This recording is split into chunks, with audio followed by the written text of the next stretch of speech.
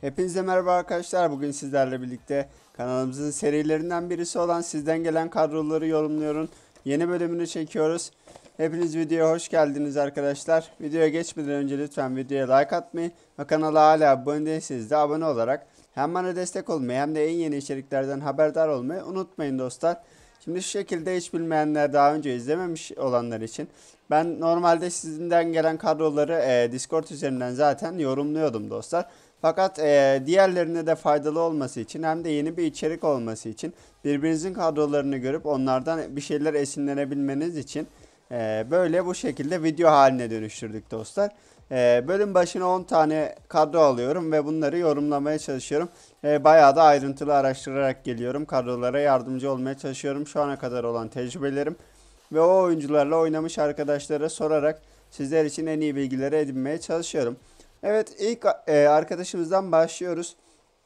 Bu arada katılan herkese çok teşekkürler. Açtığım anda yani yarım saat içinde, bazen 10 dakika içinde 10 kişi, o hatta bu video 11 kişi olacak. 10 kişi doluyor. Hepinize katılımlarınız için ve bana güvendiğiniz için teşekkürler. Dostlar, şimdi şu şekilde ilk kadromuzu açalım. Önce yorumunu okuyalım. Caceres yerine NH Vanan alacağım. Walker'da maaş için oradaki sonraki hamlem ne olmalı bu kadroya demiş. Bir yine dersime çalışıp geldim gördüğünüz gibi. Şuradan şimdi ona yorumlarını okuyorum. Bir kere okurken beni takip eden çoğu kişi ne diyeceğimi biliyordur burada. Caceres değişmek çok büyük yanlış. Yani benim açımdan oyundaki en çevik, yani çevikliği en yüksek ve hızı en yüksek stoperlerden bir tanesi. Eğer bronz dalga ile ve takımımıza uyumla sağlarsa bende 103'lü oynuyor mesela. Gerçekten oyunun en iyi stoperlerinden biri. Milyarlık stoperlerinizin bile açığını kapatabilecek bir stoper. Caceres'i bence kesinlikle değişmemesin. İlla birini değişeceksen kesinlikle bu Caceres olmamalı. Yani değişeceksen stoperlerinden birini, Ferdinand'ı değiştir. Caceres gerçekten çok joker bir oyuncu. Çok artısı olan bir oyuncu.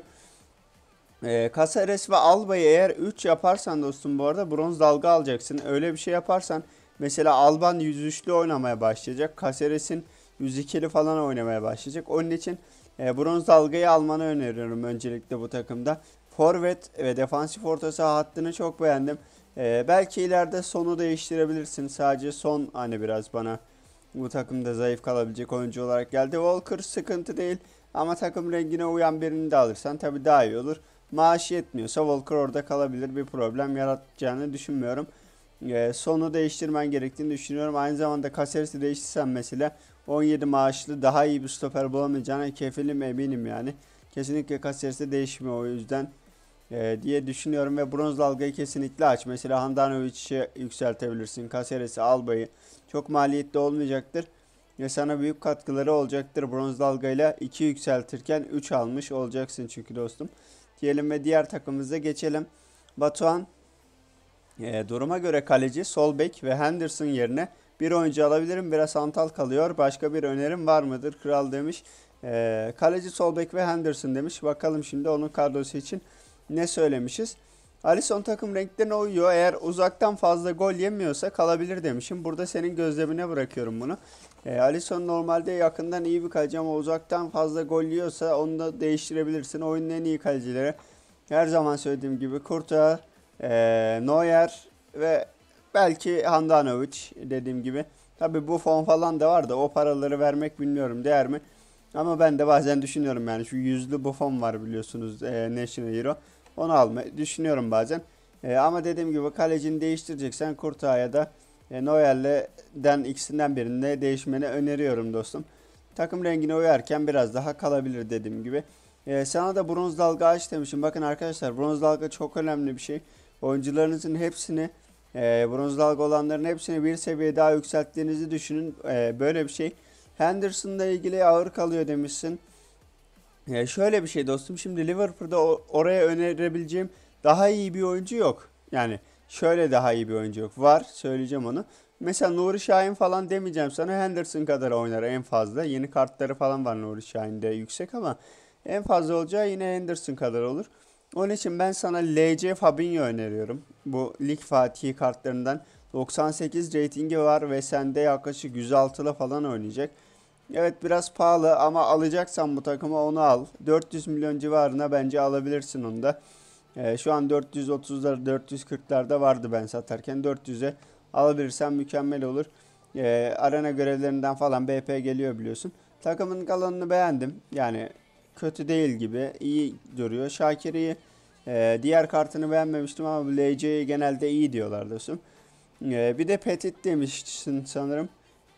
Yok Petit sende demiş. Özür diliyorum. Aynen Fabinho'yu almanı önermişim. Diğerlerini de beğenmişim. Kaleci konusunda da dediğim gibi. Bakalım diğer takımımıza geçelim. Efe diziliş hakkında ve hangi oyuncuyu nereye hangi oyuncuları değiştirmem gerektiği hakkında yardım istiyorum. Ve genel yorumlama şimdiden teşekkürler. Arkadaşlar böyle bir şey istemeseniz bile bana böyle genel olduğunu söylerseniz ben de sizler için daha detaylı bir araştırma yaparım. Öncelikle Efe yeni oynanışa göre kadro aralığını çok fazla bulmuşum. Bu ne demek? Yani oyuncuların arasında fazla boşluğunun olduğunu düşünüyorum. Bu sistemle çok becerikli oynaman gerekiyor. Bu ne demek? Yani Mahrez'miş, İliç'miş mesela onlarla sürekli adam geçebilme yeteneğinin olması gerekiyor. Bunu nasıl yapabilirsin? Bak şimdi mouse'la gösterdiğim yerleri görüyor musun? İliç'i buraya, Mahrez'i buraya alırsın. İkisi de yine sağ açık ve sol açık olarak durur. Werner'i de biraz daha şöyle, hatta burada da kalabilir. Birini buraya, birini buraya alırsın dostum. Dizilişini o şekilde değiştirebilirsin. Stoperlerini biraz birbirine yaklaştır. Çok fazla ara pas yersin. Genel dediğin için senin takımına biraz daha baktım açıkçası. Guardiola'yı değişmeni önermişim. Oyunda Guardiola'yı beğenmiyorum teknik direktör olarak. Tabii normalde çok iyi bir teknik direktör ama oyundaki mentalini beğenmedim. Perisic ve Draxler orta sahası kesinlikle olmamış. İkisinden birinin fizikli bir orta sahayla değişmesi gerekiyor. Sanırım takım rengine de baktığımda şöyle bir belli bir takım rengi de göremiyorum açıkçası. Onun için vallahi ileri alıp Draxler'i ya da Perisic'i şimdilik Draxler'i bırak da yani Perisic de değişmeli. Valla normal orta saha alıp Petit almanı öneririm. Clapiro Petit'i defansif orta sahana kur.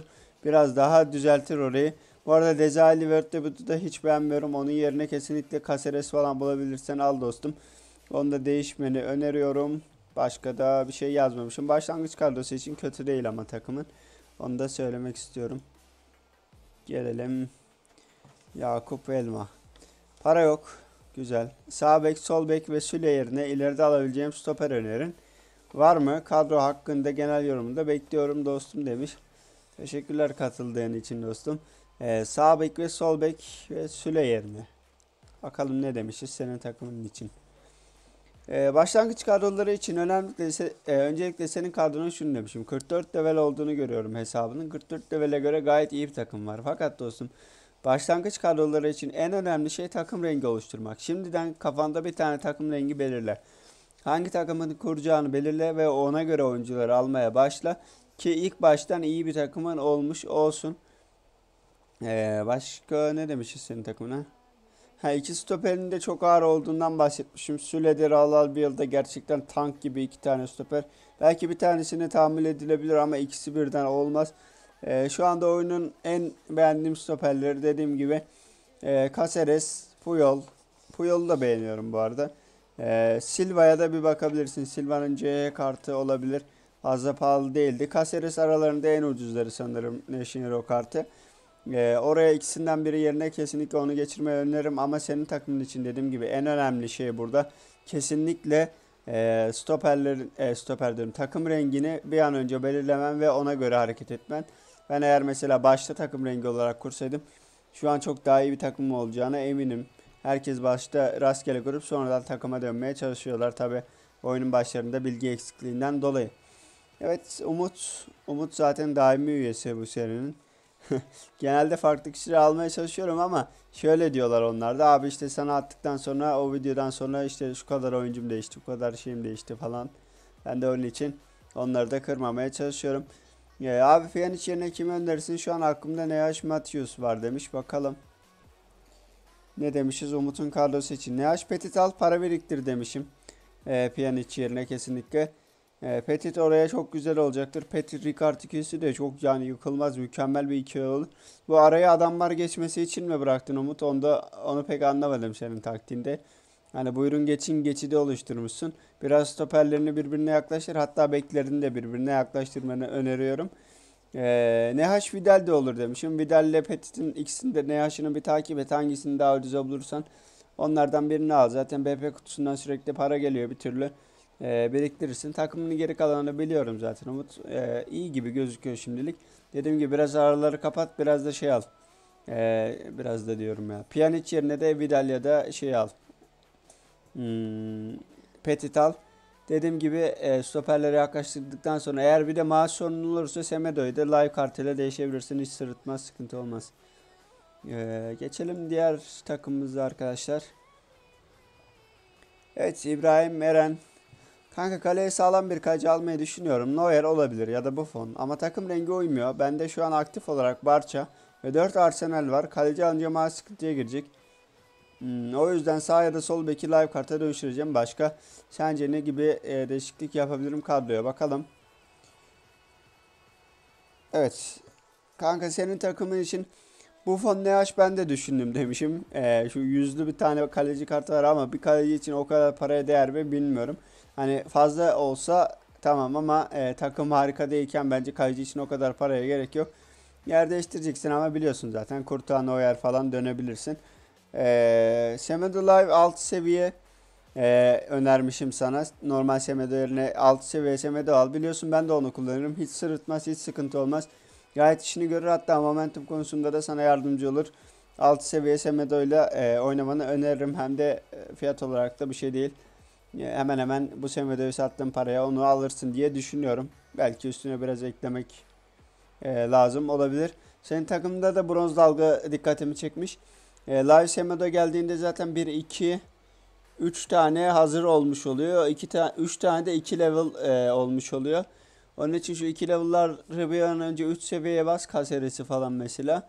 Ve titre basabilirsin bir seviye sonra. Bronz dalgayı açmanı öneriyorum. Başka şu şey var. Sana ne demişim? Aynen hatırladım şimdi. Sanchez'de ben olsam yani bak 106 rating Sanchez'i biliyorum. Geçen 2 ve 2'de oynadım mesela. Ee, Yani tamam iyi oyuncu ama bence çok ekstra bir oyuncu değil. Ben olsam onun biraz fiyatını yükseltmesini bekler. Ondan sonra satar Neymar alırım. Neymar'ın CH'nin 2 level'ı falan bile onun kadar iş yapacaktır emin ol. Çok daha rahat oynayacaksın yani Neymar'la. Ben onu değişmeni öneririm. Yine de sen bilirsin. Bakalım diğer takımımıza. Evet. Her türlü öneriyi açıyorum diye bir kadro gelmiş. Ha, hatırladım bu takımı. Dostum ben senin takımını çok beğendim. Ama nereye kadar beğendim biliyor musun? Şuraya kadar bak. Şuraya kadar. Şuradan ilerisini beğenmedim. Niye biliyor musun? Aslında arkadaşlar bu arada bu takımı size öneriyorum. Bakın yani gerçekten söylüyorum bunu samimi. Bu takımı öneriyorum. Niye? 867 milyona kurulacak çok iyi bir takım. Yani 867 milyona kurulmuş bir takım. Ve gördüğünüz gibi 100 üstü bir sürü oyuncusu var. Kalanlar da 99 sınırlarında hep. Yalnız sadece şu var dostum senin takımda. Şimdi Son'da, Perisic'de, Aubameyang'da çok aynı tip oyuncular.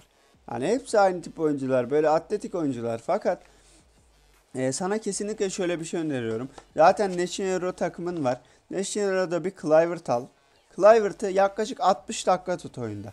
60 dakikadan sonra hem Kluivert, Aubameyang ve Son oynayacaksa ya da işte Perisic ve Son, Aubameyang oynayacaksa ikisine de çok güzel duvar olur ve daha iyi oynamaları sağlar. Aynı zamanda bu Aubameyang'ın pardon Kluivert'ın yerine yedek bıraktığın oyuncuyu da satma.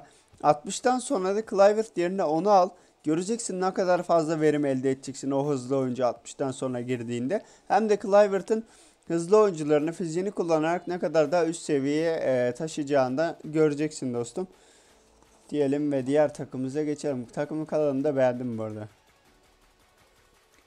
Öncelikle videodaki herkese selamun aleyküm demiş. Aleyküm selam. Şimdi ileride kadroda orta sahadakileri Club Hero yapmayı planlıyorum. Yani CH Petit ile CH Bela kalacağım. Sonra oda yerine Pulisic düşünüyorum. Ruth James ve Werner'e basarak da bronz dalga açmayı planlıyorum. Sence bunlar nasıl olur ve sence ne yapabilirim kadroya? Başka önerilerini merak ediyorum demiş. Yasir ne yapacağının hepsini söylemiş bize. Şimdi senin takımın için Yasir, bütün önerilerini beğendim öncelikle. Bronz dalga olayı gayet güzel. Bronz dalgayı kesinlikle aç zaten. Sanırım 4 tane var zaten. 1, 2, 3, yo 5 tane var. Neyse belki değişmişsindir birine falan. Bronz dalgayı kesinlikle aç. Yani bronz dalgan açık kalsın. Zaten 2 seviye falan oyuncuların çok var. Yeni oyuncuların da var. Umarım onlardan memnunsundur. Fakat şöyle bir şey, Pulisic olmaz. Ben Pulisic'i hiç beğenmiyorum. Sen de çok beğenmeyeceğine eminim. Diğer fikirlerin çok iyi demişim notlarımda.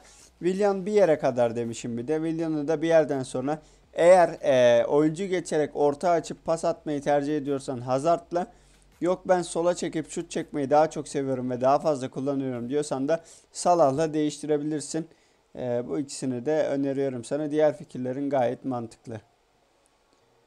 Mustafa doğru. Erik Garcia ve Stoichkov değişecek. STO yerine NG Ansu Fati gelecek. Yani Stoichkov yerine Ansu Fati gelecek demiş.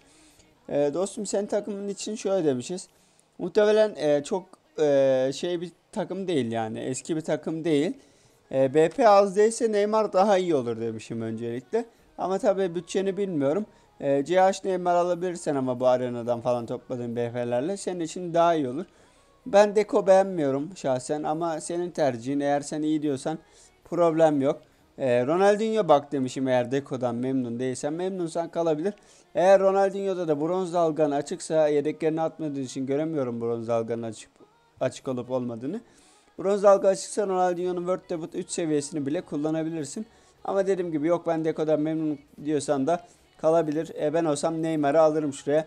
İleride tabii ki şu Petit'i Club Heroes ile falan değiştirsen çok daha memnun olursun. Stoper hattını falan çok beğendim. Kalecin de gayet iyi bu arada. Şimdi diğer takımımıza geçelim. Yine kaç dakikadır konuşuyorum, biraz yoruldum. Evet, başlangıç için iyi demişim. Arda nasıl demişim öncelikle sana. Bu sefer de ben sana soru sordum. Sen de bize onu söyle. Arda'dan memnun musun mesela? Top sürmesi falan çok iyi gözükse de diğer özellikleri iyi değil Arda'nın. Fakat oyun içi kartının animasyonlarının nasıl olduğunu ben bile merak ediyorum. De Jong Pjanic ikilisi dikkatimi çekmiş. İki tane bu tarz sadece tekniğe dayalı oyuncular önermiyorum orta sahanızda. Yani Pjanic kalabilir mesela ama ikisinden biri yerine ya da hangisinden daha memnun değilsen ikisinden biri yerine Vidal bakmanı öneririm. Vidal çok bütün bir oyuncu. Ronaldinho ve Pjanic gibi iki tane teknik oyuncunun yanında Vidal tarzı orayı toplayacak bir oyuncuya ihtiyacın var. İleride de Puyol'u değiştirebilirsin Club Hero'suyla. Ya da Caceres'i de alabilirsin oraya yani. Sana kalmış. Evet, son takımımıza bakıyoruz şimdi. Ne demiş? Önce yorumlarını okuyalım. Sol açık önerebilirsin takımı, fark etmez. Bonucci yerine artı 3 Tomari gelecek. Petit yerine NH Ricard alacağım. Ve en son pardon arkadaşlar, alacağım ve en son Forvet'e CH Shevchenko demiş. Bakalım şimdi. Takım rengi için değilse Petit kalsın demişim. Yani Petit'i vermenin çok anlamı yok. Diğer taraflara öncelikle takviye yapmanı öneriyorum. Petit bence biraz daha durabilir yani. Çok sıkıntı olacağını düşünmüyorum Petit'le. İki tane kiralık oyuncum var zaten Ronaldo ve Ronaldinho yerine. Yedeklerini kullan demişim. Şimdi şu şekilde çok yedeğin var. Hepsi de ilk 11 seviyesinde yedeklerin. Fakat şöyle bir şey var. Buradan 3 tanesini ayır maç içinde kullanacağın. Mesela Perisic gibileri kullan ama diğerlerini sat ki yani ilk 11'ini daha fazla geliştirebil. Ben olsam 3 tanesini ayırdıktan sonra kalanları satar. İlk 11'ime daha iyi takviyeler yapmaya çalışırım. Kalanında takımın iyi gözüküyor. Şu Ronaldinho tabii ki şu an çok katkı sağlıyordur. Bunlar da sendeyken iyice oynamanı öneririm yani, ne kadar oynayabiliyorsan. 79 level bir takıma göre gayet iyi bir takımlar. Güzel takım kurmuşsun. Eline sağlık. Evet arkadaşlar, videomuz bu kadar. Siz de yeni serilere katılmak isterseniz kadro yorumu kanalına atabilirsiniz Discord'a gelip. Hem Discord'un linkini aşağıya bırakırım arkadaşlar. Oradan da gelmek isterseniz gelebilirsiniz. Ve siz de lütfen videoyu beğendiyseniz like atmayı ve kanala hala abone değilseniz de abone olarak hem bana destek olmayı hem de en yeni içeriklerden haberdar olmayı unutmayın arkadaşlar. Kendinize çok iyi bakın.